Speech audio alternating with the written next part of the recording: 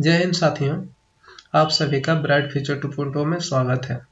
आज के वीडियो में हम लोग देखेंगे एसएससी एमटीएस के प्रीवियस ईयर क्वेश्चंस, साथ ही परिचय क्वेश्चन से संबंधित अनेक फैक्ट को भी जानेंगे जिससे भी क्वेश्चंस एग्जाम में देखने को मिलते हैं। फ्रेंड्स, इस छोटे से वीडियो में आप बहुत कुछ सीख सकते हैं, इसलिए वीडियो को बिना स्किप किए अंत तक जरूर देखें।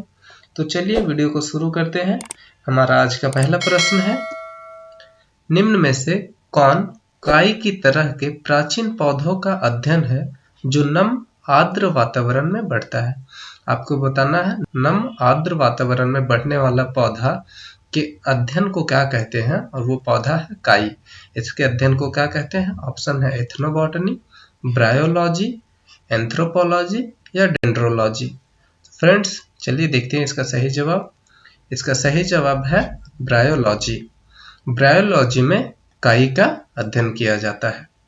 वहीं एथनोबॉटनी में लोक वनस्पतिकी का अध्ययन किया जाता है। और ये लोक वनस्पतिकी होता क्या है?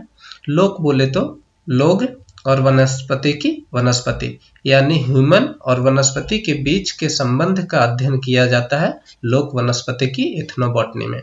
एंथ्रोपोलॉजी मानव शास्त्र यानी मानव के विकास का अध्ययन किया जाता है एंथ्रोपोलॉजी में। डेंड्रोलॉजी वृक्ष विज्ञान होता है जिसमें काष्ठीय पौधों का अध्ययन किया जाता है। चलिए अगला प्रश्न पर पढ़ते हैं। अगला प्रश्न है, अलीवर्दी खां के बाद बंगाल का नवाब कौन बना? ऑप्शन है सरफराज खान, सुज-उद-दीन मोहम्मद खान, सिराजुद्दौला और मीर जाफर। आपको बताना अलीवर्दी खान के बाद बंगाल का नवाब कौन बना। इसका सही जवाब है सिराजुद्दौला। सिराजुद्दौला अलीवर्दी खान के बाद बंगाल का नवाब बना, और ये बना कब? अप्रैल 1756 में। फ्रेंड्स, ये बंगाल से कई सवाल एग्जाम में बनते हैं, इससे कुछ इंपॉर्टेंट सवाल को आप नोट कर लें। आपसे पूछा जा सकता है बंगाल का पहला नवाब कौन था? तो फ्रेंड्स, इसका सही जवाब है मुर्शिद कुली खान। मुर्शिद कुली खान बंगाल का फर्स्ट नवाब था। ये बना था 1717 में। आपसे पूछा जा सकता है प्लासी का युद्ध कब हुआ था? तो फ्रेंड्स, ये 1757 में हुआ था, और ये हुआ था सिराजुद्दौला और अंग्रेज के बीच। फ्रेंड्स, एग्जाम में कई बार पूछा गया है कि प्लासी का युद्ध में अंग्रेज की तरफ से कौन से अधिकारी युद्ध को लीड किए थे। तो आप इसे याद रखें, इसे लीड किए थे रॉबर्ट क्लाइव ने। रॉबर्ट क्लाइव अंग्रेज अधिकारी थे जो कि अंग्रेजों की तरफ से भाग लिए थे प्लासी के युद्ध में। चलिए, इस प्रश्न से आप इतनी बातों को याद रखें। हम बढ़ते हैं अगले प्रश्न पे। अगला प्रश्न है, निम्नलिखित में से कौन भारत में तोते ए हिंद के रूप में जाना जाता है? आपको बताना है तोते ए हिंद के रूप में किसे जाना जाता है। ऑप्शन है तानसेन, इब्न बतूता, अमीर खुसरो और जियाउद्दीन बर्नी। तो फ्रेंड्स, इसका सही जवाब हो जाएगा अमीर खुसरो। अमीर खुसरो को तोते ए हिंद के रूप में जाना जाता है। वहीं फ्रेंड्स, इससे जो भी ऑप्शन है आप इसके बारे में थोड़ा जान लें। एग्जाम में कई बार पूछा जा चुका है कि तानसेन का वास्तविक नाम क्या था। तो फ्रेंड्स, तानसेन का वास्तविक नाम था रामतनु पांडे। इब्न बतूता कहाँ के यात्री थे, ये भी पूछा गया है। तो ये मोरक्को के यात्री थे, और इनकी प्रसिद्ध पुस्तक है रेहला, जिसमें यात्रा वृत्तांत के बारे में है। जो भी यात्रा किए थे उनके बारे में लिखा गया है, और ये है रेहला। आप इसे ध्यान रखें। अगला है जियाउद्दीन बर्नी। ये प्रसिद्ध लेखक है, और इनके कृति है तारीख फिरोज शाही, जो फिरोज शाह तुगलक के बारे में लिखा गया, उनके राजतंत्र के बारे में लिखा गया, उनके राजकाल के बारे में लिखा गया है। तो इस प्रश्न से आप इतनी बातों को याद रखें। चलिए देखते हैं अगला प्रश्न क्या कहता है। अगला प्रश्न है, निम्नलिखित में से किसने रेडियम की खोज की थी? आपको बताना है रेडियम की खोज किसने की थी। ऑप्शन है Marie Curie, Albert Einstein, R A Millikan और जे थॉमसन। तो फ्रेंड्स, इसका सही जवाब हो जाएगा मेरी क्यूरी। अल्बर्ट आइंस्टीन के बारे में याद रखें, ये सापेक्षता का सिद्धांत दिए थे। आर ए मिलिकन इलेक्ट्रॉन की वास्तविक मान दिए थे। इलेक्ट्रॉन की वास्तविक मान आर ए मिलिकन दिया था, और जे थॉमसन ने इलेक्ट्रॉन की खोज किए थे। तो आप इसे याद रखें। चलिए आगे देखते हैं। आगे है, गन मेटल किस मिश्र धातु का बना होता है? आपको बताना है मिश्र धातु कौन से है जिससे गन मेटल बनता है। ऑप्शन है copper tin zinc, copper iron nickel, copper zinc lead और कॉपर लेड सिल्वर। तो फ्रेंड्स, इसका सही जवाब हो जाएगा कॉपर टिन और जिंक। इसको CuSN और Zn बोला जाता है। आप इसे याद रखें। ये तीनों धातु से मिलकर गन मेटल बनता है। फ्रेंड्स, मिश्र धातु से जितने भी क्वेश्चन बन सकते थे उसे आप इसे यहाँ नोट कर लें। इससे बाहर कोई भी सवाल नहीं जाएगा। जो भी इंपॉर्टेंट मिश्र धातु थे हमने उसको लिख लिया है, आप उसे नोट करें। जैसे आपसे पूछा जा सकता है पीतल किसका मिश्र धातु है, तो पीतल तांबा और जस्ता का होता है। वहीं कांसा तांबा और टीन का, जर्मन सिल्वर तांबा जस्ता और निकेल का, स्टेनलेस स्टील लोहा क्रोमियम निकेल का, और टाका जिसे सोल्डर भी कहा जाता है टीन और सीसा का मिश्र धातु है। फ्रेंड्स, यहाँ याद रखें जर्मन सिल्वर, इसमें कई बार कंफ्यूजन हो जाता है कि जर्मन सिल्वर में सिल्वर भी होगा, पर ऐसा नहीं है। जर्मन सिल्वर में सिल्वर नहीं होता, इसमें तांबा जस्ता और निकेल होता है।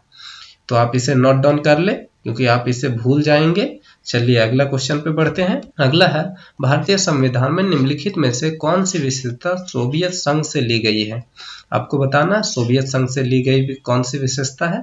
प्रस्तावना, समवर्ती सूची, पंचवर्षीय योजना या मौलिक अधिकार। तो फ्रेंड्स, इसका सही जवाब हो जाएगा पंचवर्षीय योजना। पंचवर्षीय योजना को सोवियत संघ से लिया गया है। वहीं आपसे पूछा जब प्रस्तावना कहाँ से लिया गया है, तो यह संयुक्त राज्य अमेरिका से। मौलिक अधिकार भी संयुक्त राज्य अमेरिका से लिया गया। फ्रेंड्स, हमारा जो संविधान है उसमें कई सारे विदेशी स्रोत से ऐड किए गए हैं। तो कुछ वर्ड को हम लोग देख लेते हैं जो काफी बार एग्जाम में पूछा जा चुका है। आपसे अगर पूछा जाए एकल नागरिकता और संसदीय प्रणाली कहाँ से लिया गया है, तो ये ब्रिटेन से लिया गया है। राष्ट्रपति पद, उपराष्ट्रपति पद, राष्ट्रपति पर महाभियोग, ये सारे यूएसए से। साथ ही वित्तीय आपातकाल भी यूएसए से लिया गया है, संयुक्त राज्य अमेरिका से। राष्ट्रपति का निर्वाचन प्रक्रिया आयरलैंड से लिया गया है। फ्रेंड्स, आप यहाँ याद रखें राष्ट्रपति का पद पूछा जाए, उपराष्ट्रपति का पद पूछा जाए, राष्ट्रपति या उपराष्ट्रपति पे महाभियोग के बारे में पूछा जाए, तब आप यूएसए पे टिक करेंगे। लेकिन आपसे पूछा जाए राष्ट्रपति का निर्वाचन प्रक्रिया कहाँ से लिया गया है, तो ये आयरलैंड से लिया गया है। फ्रेंड्स, एग्जाम में कई बार पूछा जा चुका है कि राष्ट्रपति का निर्वाचन किस प्रक्रिया के तहत होता है। तो फ्रेंड्स, आप इसे याद रखें, राष्ट्रपति का चुनाव होता है एकल संक्रमणीय मत पद्धति के द्वारा। भारत के राष्ट्रपति का चुनाव होता है एकल संक्रमणीय मत पद्धति के द्वारा। आप इसे ध्यान रखें। अगला है ऑस्ट्रेलिया से प्रस्तावना की भाषा ली गई है, संघ एवं राज्यों के संबंध लिए गए हैं और संयुक्त अधिवेशन लिया गया है। आपसे पूछा जब प्रस्तावना, तो अमेरिका से लिया गया है, लेकिन प्रस्तावना की भाषा ऑस्ट्रेलिया से ली गई है। उसके बाद संयुक्त अधिवेशन। संयुक्त अधिवेशन से एक और प्रश्न को याद रखें, आपसे पूछा जा सकता है संयुक्त अधिवेशन कौन बुलाता है। तो फ्रेंड्स, संयुक्त अधिवेशन प्रेसिडेंट राष्ट्रपति बुलाते हैं। और ये कौन से आर्टिकल में लिखा है, तो आर्टिकल 108 108 में लिखा है। आपसे पूछा जा सकता है मौलिक कर्तव्य कहाँ से लिया गया है, रूस से लिया गया है। और आपातकाल जर्मनी से लिया गया। आपातकाल जर्मनी से, लेकिन वित्तीय आपातकाल यूएसए से लिया गया। फ्रेंड्स, आपातकाल से और 2-3 बात को आप नोट कर लें। आपसे पूछा जाए राष्ट्रीय आपातकाल कितना आर्टिकल में है, ये 352 आर्टिकल में है राष्ट्रीय आपातकाल। वित्तीय आपातकाल आपसे पूछा जा सकता है, ये है 360 में। अगर आपसे पूछा जाए राज्य में आपातकाल या राज्य में राष्ट्रपति शासन कितने आर्टिकल के तहत लगता है, ये 356 आर्टिकल के तहत लगता है। आप इसे नोट डाउन कर ले। चलिए आगे देखते हैं। अगला है डुगोंग किस जैव संरक्षण क्षेत्र का प्रमुख जीव है। आपको बताना है डुगोंग किस जैव संरक्षण का प्रमुख जीव है। ऑप्शन है सिमलीपाल, मानस, मन्नार की खाड़ी या रन ऑफ कच्छ। तो फ्रेंड्स, इसका सही जवाब होगा मन्नार की खाड़ी। डुगोंग मन्नार की खाड़ी में मिलता है। आपसे पूछा जा सकता है सिमलीपाल कहाँ का जैव संरक्षण क्षेत्र है।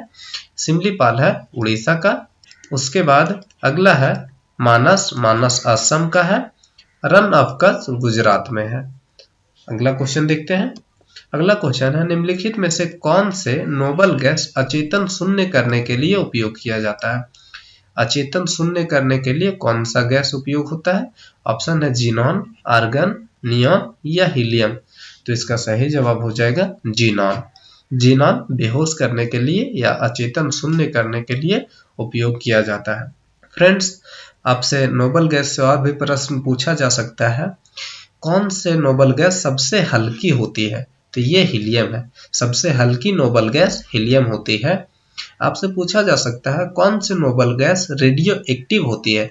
रेडियो एक्टिव कौन सी नोबल गैस होती है? तो फ्रेंड्स, ये होता है रेडॉन। आप इसे याद रखें। चलिए आगे देखते हैं। अगला क्वेश्चन है, गुरजीत कौर का संबंध निम्नलिखित में से किस खेल से है? गुरजीत कौर का संबंध किस खेल से है? क्रिकेट, हॉकी, फुटबॉल या कुश्ती? तो फ्रेंड्स, इसका सही जवाब हो जाएगा हॉकी। गुरजीत कौर का संबंध हॉकी से है। अगला क्वेश्चन देखते हैं। अगला क्वेश्चन है, निम्नलिखित में से कौन सा त्योहार उड़ीसा में मनाया जाता है? उड़ीसा में मनाया जाने वाला कौन सा त्योहार है? पुनालू, छप्पड़ मेला, बाली तृतीय या हॉर्नबिल? तो इसका सही जवाब हो जाएगा बाली तृतीय। बाली तृतीय उड़ीसा में मनाया जाने वाला त्योहार है। वहीं बुनालू तेलंगाना में, छप्पड़ मेला पंजाब में और हॉर्नबिल नागालैंड में मनाया जाता है। आप इसे ध्यान रखें। चलिए अब हम बढ़ते हैं अगले प्रश्न पे, और हमारा अगला प्रश्न है, आइन ए अकबरी के लेखक कौन है? ऑप्शन है अबुल फजल, अकबर, अलबरूनी या बाबर। तो फ्रेंड्स, चलिए देखते हैं इसका सही जवाब क्या है।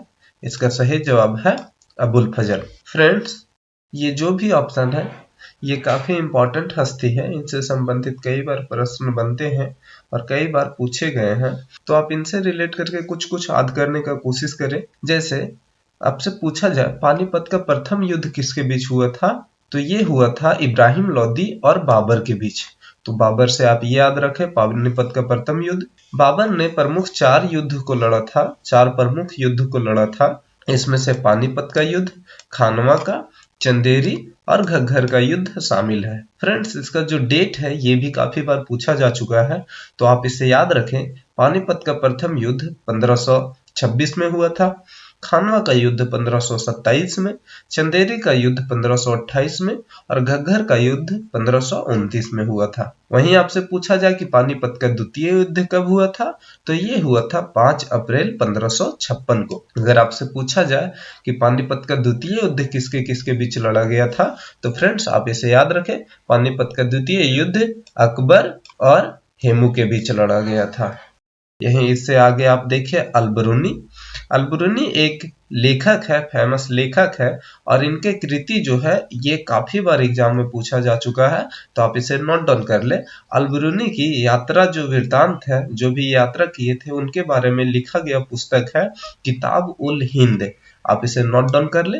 किताब उल हिंद अलबरूनी की कृति है, ये काफी बार पूछा जा चुका है। वहीं आपसे अगर पूछा जाए बाबर की आत्मकथा का नाम क्या है, तो बाबर की आत्मकथा है बाबरनामा। आप इस प्रश्न से इतनी बातों को याद रखें। चलिए हम अगला प्रश्न देखते हैं। हमारा अगला प्रश्न है, अमुक्त मर्यादा किसके द्वारा लिखा गया है? अमुक्त मर्यादा किसके द्वारा लिखा गया है? ऑप्शन है कृष्णदेव राय, हरिहर राय, बुक्का राय और ब्रह्मदेव राय। फ्रेंड्स, इसका सही जवाब हो जाएगा कृष्णदेव राय।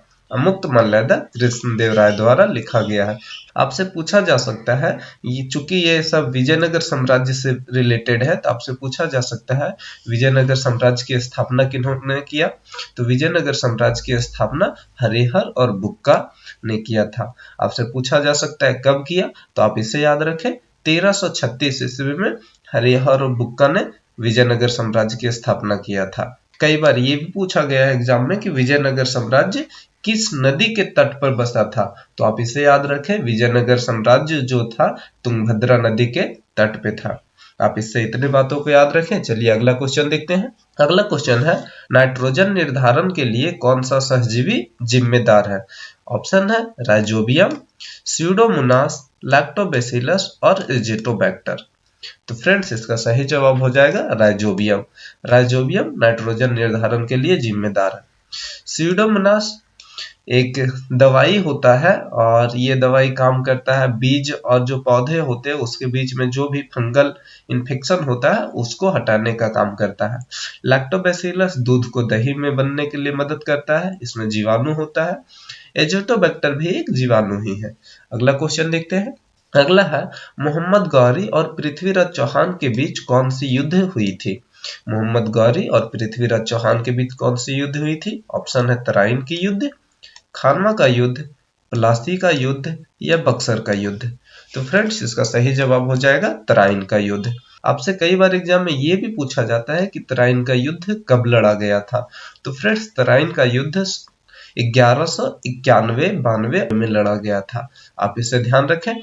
अगला है खानवा का युद्ध। थोड़ी देर पहले हमने चर्चा की थी। खानवा का युद्ध हुआ था 1527 में, प्लासी का युद्ध 1757 में और बक्सर का युद्ध 1764 में हुआ था। अगला क्वेश्चन है निम्नलिखित में से कौन सा स्टेडियम विश्व का सबसे बड़ा स्टेडियम है?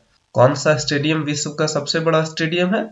फ्रेंड्स यहाँ आप ऑप्शन देख रहे हैं, अभी जो विश्व का सबसे बड़ा स्टेडियम है वो ऑप्शन में है ही नहीं, क्योंकि ये 2019 का क्वेश्चन बैंक से उठाया गया क्वेश्चन है। तो उस टाइम अभी का जो सबसे बड़ा स्टेडियम है वो नहीं बना हुआ था, इसलिए इसमें नहीं दिया है। जो भी ऑप्शन है इसमें सबसे बड़ा स्टेडियम कौन सा है? ऑप्शन है Perth stadium, Lord's stadium, Eden Garden stadium या मेलबर्न स्टेडियम। तो फ्रेंड्स इसका सही जवाब हो जाएगा मेलबर्न स्टेडियम, जो कि है ऑस्ट्रेलिया में। ये सबसे बड़ा स्टेडियम था, लेकिन अभी हो गया है नरेंद्र मोदी स्टेडियम, जिसे मोटेरा स्टेडियम भी कहा गया, और ये गुजरात में है। तो फ्रेंड्स आप इससे इतनी बातों को याद रखें। चलिए अगले क्वेश्चन देखते हैं। अगला क्वेश्चन है निम्नलिखित में से कौन सा लोक नृत्य गोवा का लोक नृत्य है? गोवा का लोक नृत्य कौन सा है? ऑप्शन है फगुआ, फुगड़ी, बिहू या अछगान। तो फ्रेंड्स इसका सही जवाब हो जाएगा फुगड़ी। फुगड़ी गोवा का लोक नृत्य है। आगे पूछा जाए कि फगुआ कहाँ का लोक नृत्य है, तो याद रखें आप, फगुआ है झारखंड का, बिहू असम का है और अछगान कर्नाटक का लोक नृत्य है। चलिए अगला क्वेश्चन देखते हैं। अगला क्वेश्चन है निम्नलिखित में से कौन सा कोशिका अंगक आत्महत्या की थैली के रूप में जाना जाता है? आपको बताना आत्महत्या की थैली के रूप में जाना जाने वाला कौन सा अंगक है।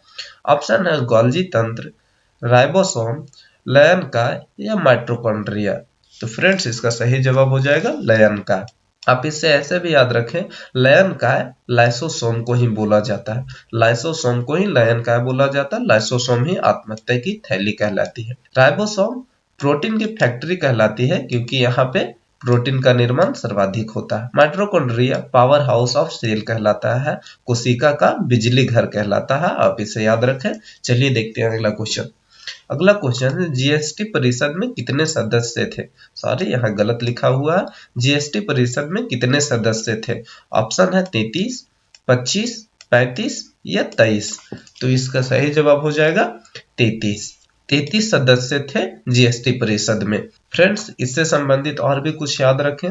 जैसे आपसे पूछा जा सकता है कि जीएसटी कितना अमेंडमेंट एक्ट के तहत आया था, तो अमेंडमेंट एक्ट पूछा जाए तो वो था 101 संविधान संशोधन के तहत जीएसटी लागू हुआ था। लेकिन उसका नंबर पूछा जाए कि अमेंडमेंट बिल कितना था, तो उसे याद रखें 122 नंबर का बिल था। पास होने वाला नंबर 101 था और ये कब लागू हुआ था? 2017 में। चलिए अगला क्वेश्चन देखते हैं। अगला क्वेश्चन है भारत में कम्युनिस्ट पार्टी का गठन कब हुआ था? आपको बताना है कम्युनिस्ट पार्टी का गठन कब हुआ था। ऑप्शन है 1925, 1922, 1927 या 1930। तो फ्रेंड्स इसका सही जवाब हो जाएगा 1925। अगला क्वेश्चन देखते हैं। अगला क्वेश्चन है द साइलेंट क्राई के लेखक या लेखिका कौन है? पुस्तक द साइलेंट क्राई के लेखक या लेखिका कौन है? ऑप्शन है हारुकी मुराकामी, केंजाबुरो ओए, जॉन मिल्टन या माइकल मधुसूदन दत्त। तो फ्रेंड्स इसका सही जवाब हो जाएगा केंजाबुरो ओए। फ्रेंड्स आज हमारा वीडियो यहीं समाप्त होता है। आपको वीडियो कैसी लगी कमेंट बॉक्स में जरूर बताइएगा, और अगर अच्छी लगी वीडियो को लाइक करें, चैनल को सब्सक्राइब करना ना भूलें ताकि आपको आने वाले वीडियो के नोटिफिकेशन मिल जाए, और दोस्तों के साथ शेयर भी करें। Thanks for watching, bye bye, take care. हम मिलते हैं फिर नेक्स्ट वीडियो में।